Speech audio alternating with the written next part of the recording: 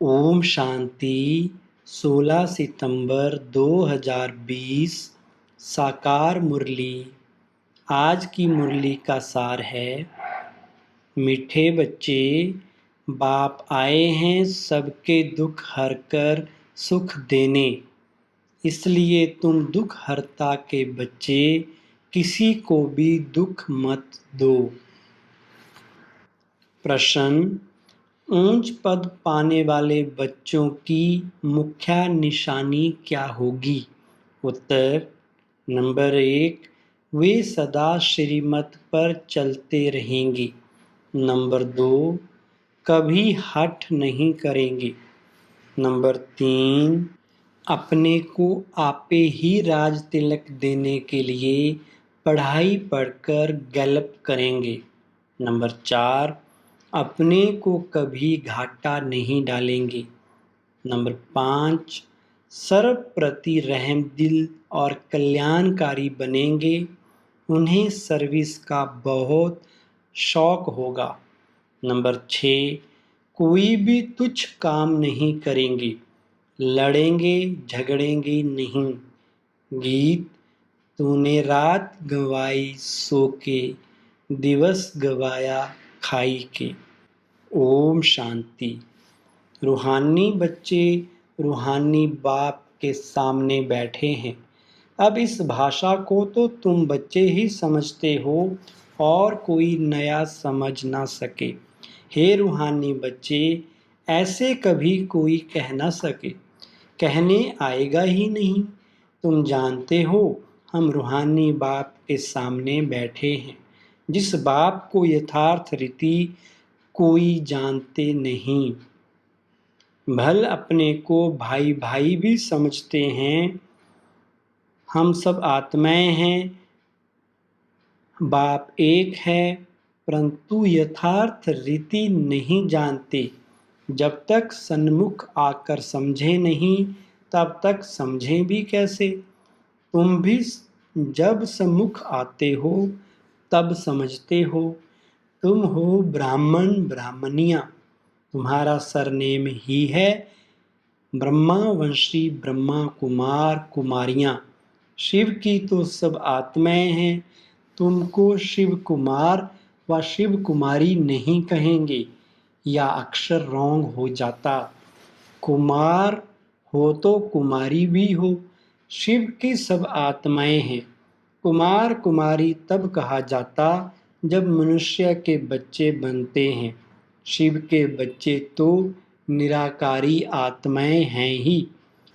मूल वतन में सब आत्माएं ही रहती हैं, जिनको सालिग्राम कहा जाता है। यहाँ आते हैं तो फिर कुमार और कुमारियाँ बनते हैं जिस्मानी। वास्तव में तुम हो कुमार शिव बाबा के बच्चे। कुमारियाँ और कुमार तब बनते जब शरीर में आते हो। तुम बीके हो, इसलिए भाई बहन कहलाते हो। अभी इस समय तुमको नॉलेज मिली है। तुम जानते हो बाबा हमको पावन बनाकर ले जाएंगे। आत्मा जितना बाप को याद करेगी तो पवित्र बन जाएगी। आत्माएं ब्रह्मा मुख से ये नॉलेज पढ़ती हैं। चित्रों में भी बाप की नॉलेज क्लियर है। शिव बाबा ही हमको पढ़ाते हैं। ना कृष्ण पढ़ा सकते, ना कृष्ण द्वारा बाप पढ़ा सकते हैं। कृष्ण तो वैकुंठ का प्रिंस है, या भी तुम बच्चों को समझाना है। कृष्ण तो स्वर्ग में अपने माँ बाप का बच्चा होगा, स्वर्गवासी बाप का बच्चा होगा। वो वैकुंठ का प्रिंस है, उनको भी कोई जानते नहीं। कृष्ण जयंती पर अपने अपने घरों में कृष्ण के लिए झूले बनाते हैं व मंदिरों में झूले बनाते हैं। माताएं जाकर गोलक में पैसे डालती हैं, पूजा करती हैं। आजकल क्राइस्ट को भी कृष्ण मिसल बनाते हैं, ताज आदि पहनाकर माँ की गोद में देते हैं, जैसे कृष्ण को दिखाते हैं। अब कृष्ण और क्राइस्ट राशि तो एक ही है। वो लोग कॉपी करते हैं, नहीं तो कृष्ण के जन्म और क्राइस्ट के जन्म में बहुत फर्क है। क्राइस्ट का जन्म कोई छोटे बच्चे के रूप में नहीं होता है। क्राइस्ट की आत्मा ने तो कोई में जाकर प्रवेश किया है, विष से पैदा हो ना सके। आगे क्राइस्ट को कभी छोटा बच्चा नहीं दिखाते थे, क्रॉस पर दिखाते थे या अभी दिखाते हैं। बच्चे जानते हैं धर्म स्थापक को कोई ऐसे मार ना सके, तो किसको मारा? जिसमें प्रवेश किया उनको दुख मिला। सतो प्रधान आत्मा को दुख कैसे मिल सकता? उसने क्या कर्म किए जो इतने दुख भोगे? आत्मा ही सतो प्रधान अवस्था में आती है, सबका हिसाब किताब चुकतू होता है। इस समय बाप सबको पावन बनाते हैं। वहाँ से सतो प्रधान आत्मा आकर दुख भोग ना सके। आत्मा ही भोगती है ना। आत्मा शरीर में है तो दुख होता है। मुझे दर्द है या किसने कहा? इस शरीर में कोई रहने वाला है। वह कहते हैं परमात्मा अंदर है, तो ऐसे थोड़े ही कहेंगे हमको दुख है। सर्व में परमात्मा विराजमान है तो परमात्मा कैसे दुख भोगेगा? या आत्मा पुकारती है, हे परमपिता परमात्मा हमारे दुख हरो। पारलौकिक बाप को ही आत्मा पुकारती है। अभी तुम जानते हो बाप आया हुआ है, दुख हरने की युक्ति बता रहे हैं। आत्मा शरीर के साथ ही एवर हेल्दी वेल्दी बनती है। मूल वतन में तो हेल्दी वेल्दी नहीं कहेंगे। वहाँ कोई सृष्टि थोड़े ही है, वहाँ तो है ही शांति। शांति स्वधर्म में टिके हुए हैं। अभी बाप आए हैं सबके दुख हरकर सुख देने। तो बच्चों को भी कहते हैं तुम मेरे बने हो, किसको दुख नहीं देना। यह लड़ाई का मैदान है, परंतु गुप्त, वह है प्रत्यक्ष। या जो गायन है, युद्ध के मैदान में जो मरेंगे वह स्वर्ग में जाएंगे, उसका अर्थ भी समझाना पड़े। इस लड़ाई का महत्व देखो कितना है। बच्चे जानते हैं उस लड़ाई में मरने से कोई स्वर्ग में जा ना सके, परंतु गीता में भगवानुवाच है, उनको मानेंगे तो सही ना। भगवान ने किसको कहा? उस लड़ाई वालों को कहा या तुमको कहा? दोनों को कहा। उन्हों को भी समझाया जाता है, अपने को आत्मा समझ बाप को याद करो। या सर्विस भी करनी है। अब तुम स्वर्ग में अगर जाना चाहते हो तो पुरुषार्थ करो। लड़ाई में तो सब धर्म वाले हैं, सिख भी हैं, वो तो सिख धर्म में ही जाएंगे। स्वर्ग में तो तब आ सकेंगे जब तुम ब्राह्मणों से आकर ज्ञान लें। जैसे बाबा के पास आते थे तो बाबा समझाते थे, तुम लड़ाई करते शिव बाबा की याद में रहेंगे तो स्वर्ग में आ सकेंगे। बाकी ऐसे नहीं कि स्वर्ग में राजा बनेंगे, नहीं। जास्ती उन्हों को समझा भी नहीं सकते हो, उनको थोड़ा ही ज्ञान समझाया जाता है। लड़ाई में अपने इष्ट देवता को याद जरूर रखते हैं। सिख होगा तो गुरु गोविंद की जय कहेंगे। ऐसा कोई नहीं जो अपने को आत्मा समझ परमात्मा को याद करे। बाकी हाँ, जो बाप का परिचय लेंगे तो स्वर्ग में आ जाएंगे। सबका बाप तो एक ही है, पतित पावन। वह पतियों को कहते हैं, मुझे याद करने से तुम्हारे पाप कट जाएंगे और मैं जो सुख धाम स्थापन करता हूँ उसमें तुम आ जाएंगे। लड़ाई में भी शिव बाबा को याद करेंगे तो स्वर्ग में आ जाएंगे। उस युद्ध के मैदान की बात और है, यहाँ और है। बाप कहते हैं ज्ञान का विनाश नहीं होता है। शिव बाबा के बच्चे तो सब हैं। अब शिव बाबा कहते हैं मामेकम याद करने से तुम मेरे पास आ जाएंगे मुक्ति धाम। फिर जो ज्ञान सिखाया जाता है वह पढ़ेंगे तो स्वर्ग की राजाई मिल जाएगी। कितना सहज है, स्वर्ग में जाने का रास्ता सेकंड में मिल जाता है। हम आत्मा बाप को याद करती हैं, लड़ाई के मैदान में तो खुशी से जाना है, कर्म तो करना ही है, देश के बचाव के लिए सब कुछ करना पड़ता है। वहाँ तो है ही एक धर्म, मतभेद की कोई बात नहीं। यहाँ कितना मतभेद है, पानी पर, जमीन पर झगड़ा, पानी बंद कर देते हैं तो पत्थर मारने लग पड़ते हैं, एक दो को अनाज नहीं देते तो झगड़ा हो जाता है। तुम बच्चे जानते हो, हम अपना स्वराज स्थापन कर रहे हैं, पढ़ाई से राज्य पाते हैं, नई दुनिया जरूर स्थापन होनी है। नूंद है तो कितनी खुशी होनी चाहिए। कोई भी चीज में लड़ने झगड़ने की कोई बात नहीं, रहना भी बहुत साधारण है। बाबा ने समझाया है, तुम ससुर घर जाते हो इसलिए अब बनवा में हो। सभी आत्माएं जाएंगी, शरीर थोड़े ही जाएंगे। शरीर का अभिमान भी छोड़ देना है। हम आत्मा हैं, 84 जन्म अब पूरे हुए हैं। जो भी भारतवासी हो, बोलो भारत स्वर्ग था, अब तो कलयुग है। कलयुग में अनेक धर्म हैं, सतयुग में एक ही धर्म था। भारत फिर से स्वर्ग बनना है। समझते भी हैं, भगवान आया हुआ है, आगे चल भविष्यवाणी भी करते रहेंगे। वायुमंडल देखेंगे ना, तो बाप बच्चों को समझाते हैं, बाप तो सभी का है ना, सबका हक है।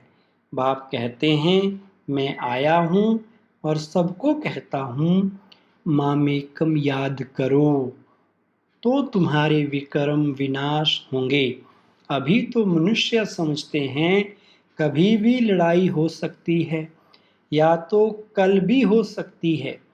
लड़ाई जोर भरने में देरी थोड़ी ही लगती है, परंतु तुम बच्चे समझते हो, अभी हमारी राजधानी स्थापन हुई नहीं है, तो विनाश कैसे हो सकता है।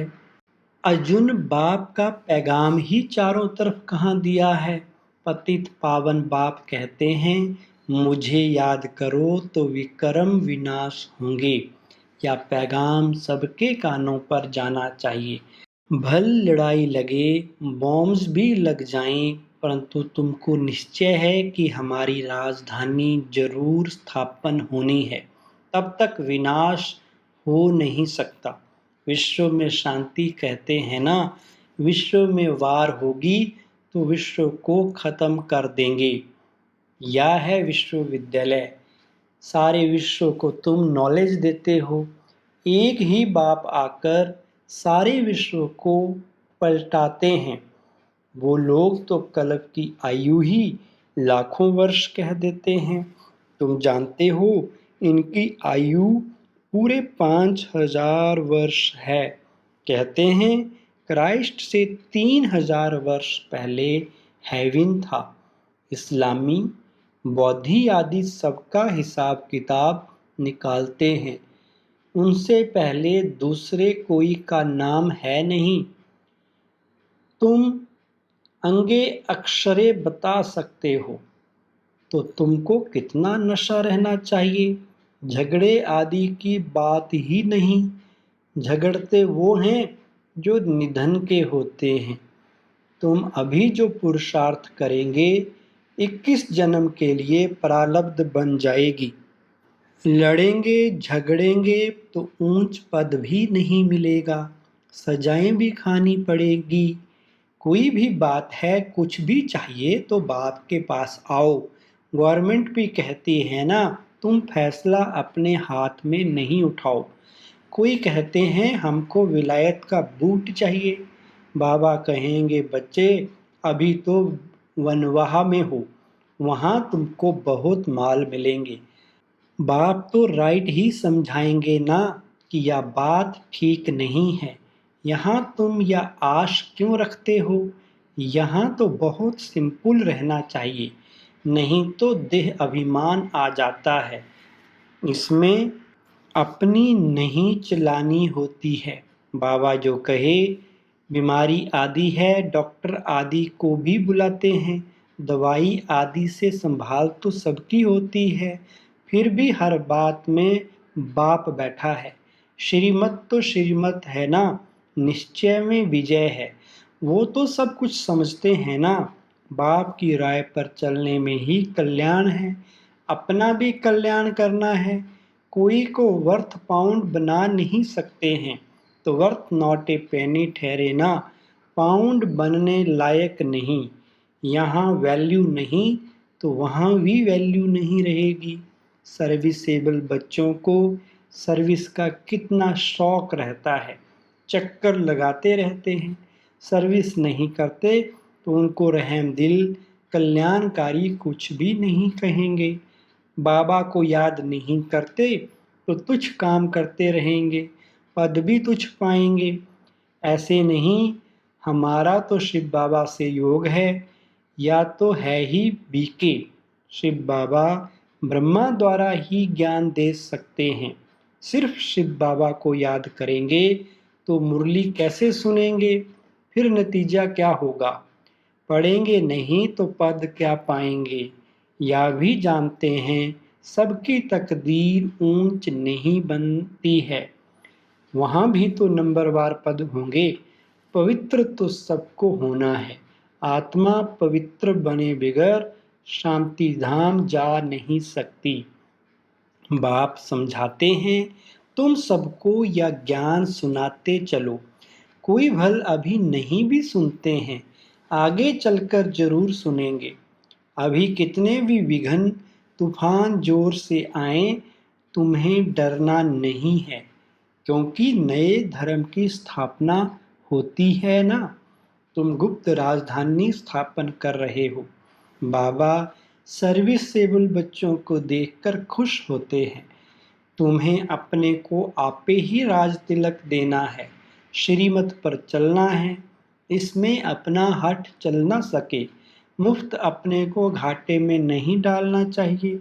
बाप कहते हैं, बच्चे सर्विसेबल और कल्याणकारी बनो। स्टूडेंट को टीचर कहेंगे ना, पढ़कर गल्प करो। तुमको 21 जन्मों के लिए स्वर्ग की स्कॉलरशिप मिलती है। डायनेस्टी में जाना यही बड़ी स्कॉलरशिप है। अच्छा, मीठे मीठे सेकीलधे बच्चों प्रति माता पिता बाप दादा का याद प्यार और गुड मॉर्निंग। रूहानी बाप की रूहानी बच्चों को नमस्ते। हम रूहानी बच्चों की रूहानी बाप दादा को नमस्ते। धारणा के लिए मुख्य सार है, नंबर 1, संगम पर बहुत सिंपल साधारण रहना है, क्योंकि यह बनवा में रहने का समय है। यहाँ कोई भी आश नहीं रखनी है, कभी अपने हाथ में लॉ नहीं लेना है, लड़ना झगड़ना नहीं है। नंबर 2, विनाश के पहले नई राजधानी स्थापन करने के लिए सबको बाप का पैगाम देना है कि बाप कहते हैं, मुझे याद करो तो विक्रम विनाश हो और तुम पावन बनो। आज का वरदान है, बाप द्वारा सफलता का तिलक प्राप्त करने वाले सदा आज्ञाकारी दिल तखत नशीन भव। विस्तार है, भाग्य विधाता बाप रोज अमृत बेले अपने आज्ञाकारी बच्चों को सफलता का तिलक लगाते हैं।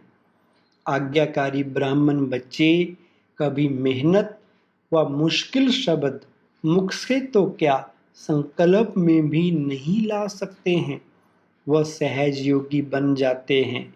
इसलिए कभी भी दिल शिकस्त नहीं बनो, लेकिन सदा दिल तख्त नशीन बनो। रहम दिल बनो, अहम भाव और वहम भाव को समाप्त करो। स्लोगन, विश्व परिवर्तन की डेट नहीं सोचो, स्वयं के परिवर्तन की घड़ी निश्चित करो। ओम शांति।